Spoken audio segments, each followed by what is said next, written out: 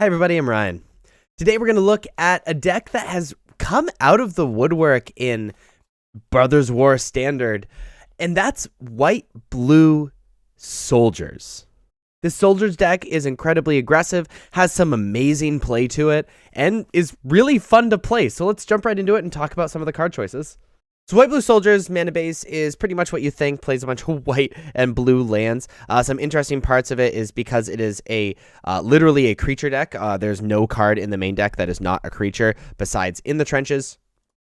You're playing Secluded Courtyard, which essentially is Cavern of Souls minus the uncounterable thing. Like, it makes that it can be tapped for any mana as long as it's for a soldier, because you're going to say soldier every time off Secluded Courtyard.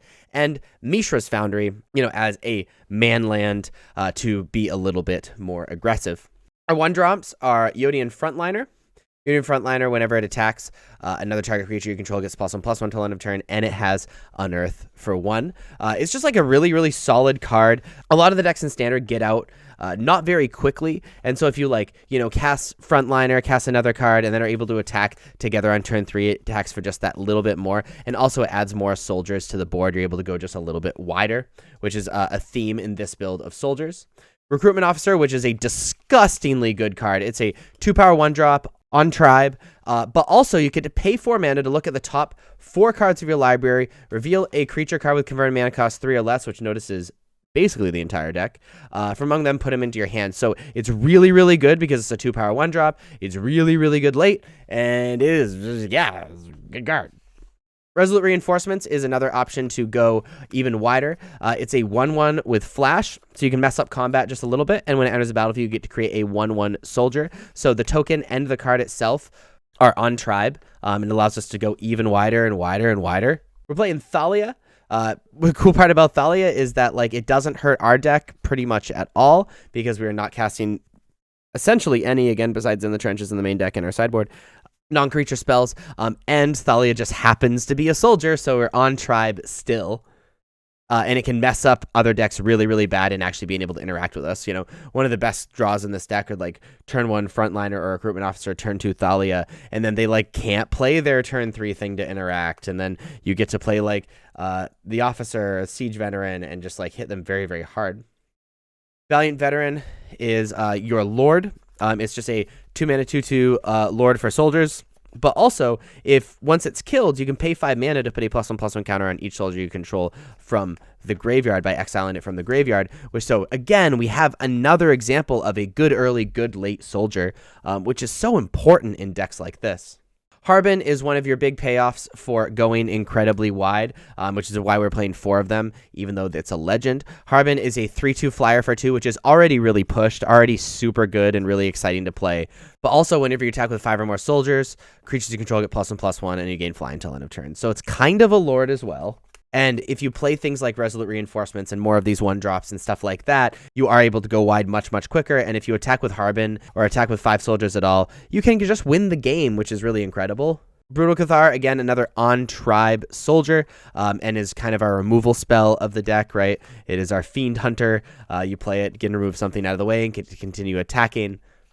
Notice, though, that the opposite side of it is just a werewolf. It is not a soldier, so the opposite side of it will not receive a lot of the tribal benefit once you flip it. Siege Veteran is another big soldier payoff. At the beginning of combat on your turn, you get to put a +1/+1 counter on target creature you control. So you get these draws where you turn 3 Siege Veteran, and then you get to put a +1/+1 counter on one of your creatures to be able to attack into their blocker, and it makes combat just a total nightmare for you. But also, there's even more text, because I'm pretty sure you would play it with just that. There's even more text where whenever another soldier, non-token soldier you control dies, you get to create a 1/1 soldier. So you get to remain that go wide thing that's really important with Harbin. You get to remain wide, and that's awesome. In the Trenches is another one of our go wide payoffs. It is simply an anthem. So all your 1/1s become 2/2s, etc., etc. But also you can pay 6 mana and exile an online permanent until it leaves the battlefield. And you can only activate it once, but it's, again, really good early because it pumps everything up, really good late because you get to remove an important thing. It's so good. These cards are so good. And Sky Strike Officer, another payoff for going wide, and helps you go wide. So it's a 2/3 flyer for 3. Whenever it attacks, you get a 1/1 soldier. But also, you can tap 3 soldiers and draw a card. So very often you get draws where, like, you know, your turn 3 Sky Strike Officer, you know, after they like remove your first few creatures, you attack with Sky Strike Officer, get a 1/1, go on, you know, on your turn 4, you attack with Sky Strike Officer, get a 1/1, and then you go soldier, soldier. I have 3 soldiers. They're all summoning sick. That's fine. Pass the turn. You have a chance to block with those soldiers, but also you get to draw an additional card without giving like anything up, and that's an incredible draw.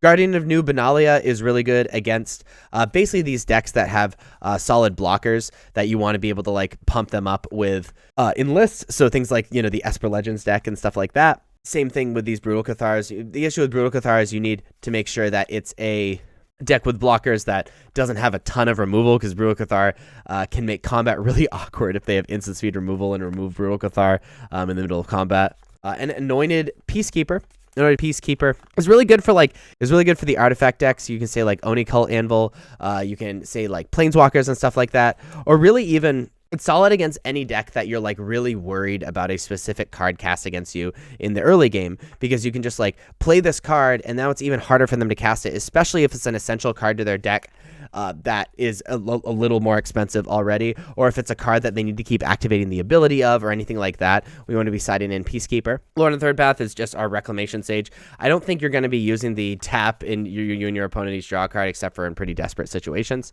But Lord of the Third Path is pretty solid, you know, for anything with artifacts or enchantments, and there are some artifact decks, specifically again that Grixis artifact deck. The Wandering Emperor is really solid against other aggressive decks, you know, being able to just exile something that is attacking, but is also really solid against these really, really slow decks. You know, it's just like, if you want to play that game with us, we can do that. We can control the board, and that's totally okay.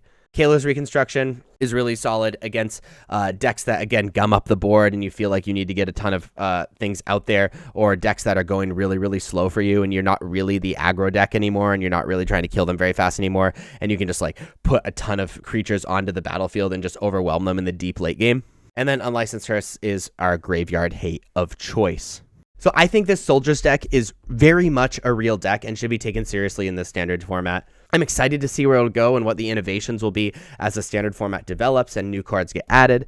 But you should give this deck a try. If you have any questions, please leave a comment. And if you like this video, please be sure to like and subscribe. Check me out on social medias. Links are above me and in the description. I'll see you next time. Bye-bye.